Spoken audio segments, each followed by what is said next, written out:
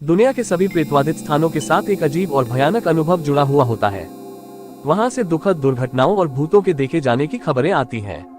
ये दुनिया बहुत सारे रहस्यमयी चीजों से भरी पड़ी है जिसे आज भी साइंस ढूंढने में असमर्थ है, जैसे कि आत्मा, शैतान, भगवान, दूसरे ग्रहों के जीवों जिस पर आज भी साइंटिस्ट रिसर्च कर रहे हैं। लेकिन हम मनुष्य आज भी वो ज्ञान से बहुत दूर है।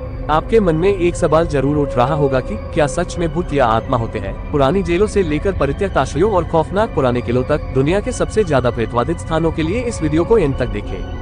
पहले नंबर पर आता है अल्काट्राज आइलैंड। अमेरिका के सैन फ्रांसिस्को में स्थित अल्काट्राज जेल आज एक सार्वजनिक संग्रहालय है और प्रमुख पर्यटक आकर्षणों में से एक है। यहाँ प्रतिवर्ष 15 लाख से अधिक सैलानी आते हैं। अल्काट्राज जेल को दुनिया की सबसे भूतिया जगहों में से एक माना जाता है। बहुत से लोगों ने इस जेल का दौरा किया है। उनके अनुसार उन्होंने कुछ अलौकिक घटनाओं का अनुभव किया और इस निष्कर्ष पर पहुंचे कि निश्चित रूप से यह जगह प्रेतवादित है। अल्काट्राज में रहना आसान नहीं था। बड़े बड़े पागल और कुख्यात अपराधियों की हिम्मत वहां टूट गई थी। आर्थर डॉग बाकर, मशीन गन किली और अल कैपोन जैसे अमेरिका के कुछ कुख्यात अपराधियों ने इस जेल की सलाखों के पीछे अपने दिन बिताए थे। ऐसा कहा जाता है कि अल्काट्राज जेल की दीवारों के अंदर की खाली कोठरियों में अभी भी बेचैन आत्माएं रहती हैं। वहां गए कई लोगों ने अपना अनुभव बताया कि उन्हें कई जेल कोठरियों में बहुत ठंड लगी, जैसे कि वहां कई आत्माएं अभी भी मौजूद थी। कई लोगों ने बताया है कि इन कमरों से विलाप करने और रोने की आवाजें आती हैं। दूसरे नंबर पर आता है शैटो डी ब्रिसेट। यह फ्रांस का सबसे ऊंचा महल है और भूतिया जगहों में से एक है। इसमें 7 मंजिलें, 204 कमरे, कई फोटो गैलरीज और एक ओपेरा हाउस है जिसमें 200 लोग बैठ सकते हैं। इस किले का निर्माण काउंट्स ऑफ अंजू ने 11वीं शताब्दी में करवाया था। सैकड़ों वर्षों में कई बार बनने और उजड़ने के बाद 1844 में ब्रिसेक के ड्यूक ने इसका उद्धार करवाया। ऐसा कहा जाता है कि दुनिया के कई अन्य महलों की तरह शैटो डी ब्रिसेक में भी भूत है। ऐसा माना जाता है कि शैटो डी ब्रिसेक में ला डैम वटिक या ग्रीन लेडी का भूत है। ग्रीन लेडी किंग चार्ल्स 7 की नाजायज संतान थी। 15वीं शताब्दी में नाजायज संबंधों के कारण इसके पति ने इसकी हत्या कर दी थी। ला डैम वटिक या ग्रीन लेडी अक्सर चैपल के टावर रूम में हरे रंग की पोशाक पहने हुए दिखाई देती है। लोग कहते हैं कि उसकी आंखों और नाक की जगह छेद होते हैं। जब वो दिखाई नहीं देती है तब उसकी कराहटें पूरे महल में सुनाई देती हैं। शैटो डी ब्रिसेक का उपयोग आज एक होटल के रूप में हो रहा है। तीसरे नंबर पर आता है भानगढ़ किला। राजस्थान में स्थित भानगढ़ के किले को राजा भगवंत सिंह ने 16वीं शताब्दी में अपने छोटे बेटे माधो सिंह के लिए बनवाया था। बाद में राजा माधो सिंह के पुत्र चतर सिंह और उनके बाद अजब सिंह इस किले में रहे। यह किला दुनिया की सबसे अधिक प्रेत बाधित जगहों में से एक है।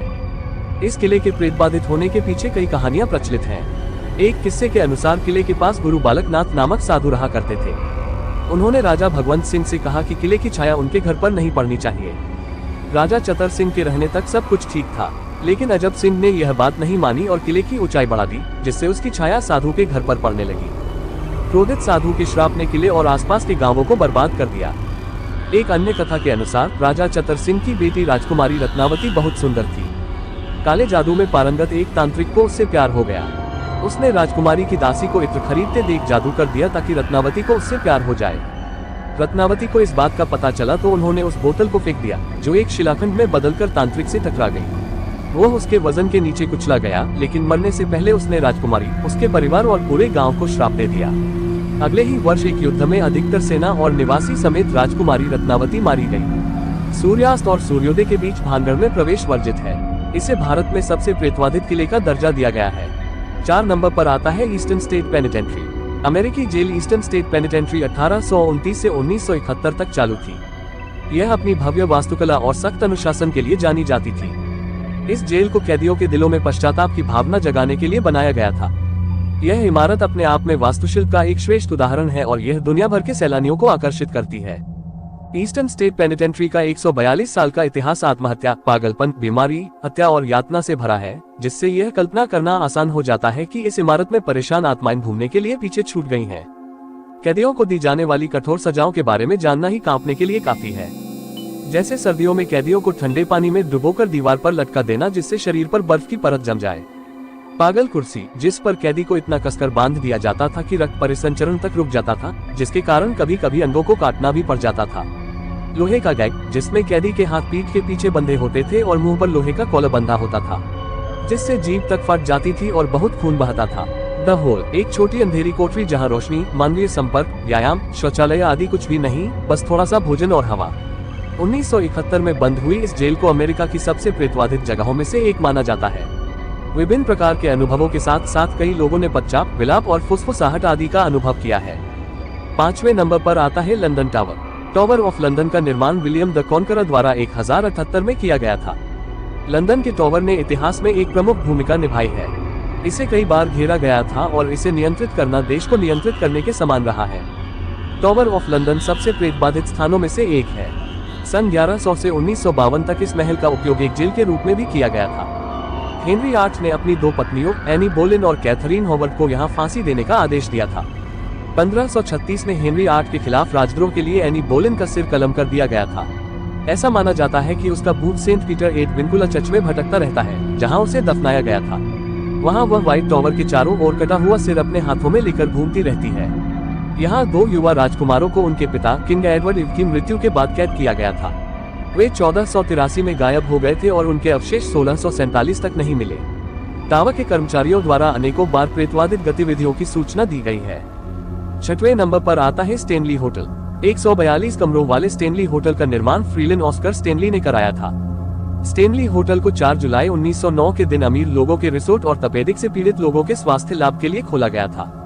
स्टेनली होटल को प्रेतबाधित इमारतों में से एक माना जाता है।